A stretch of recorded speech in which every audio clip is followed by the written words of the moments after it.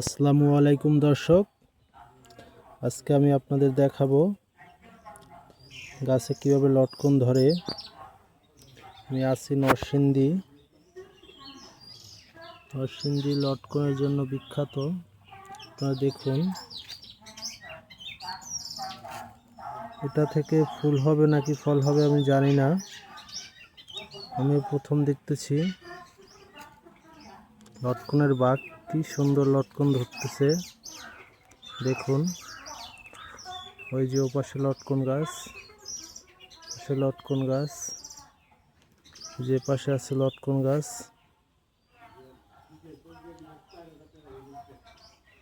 নরসিংদী লটকনে বিখ্যাত। দেখুন আপনারা,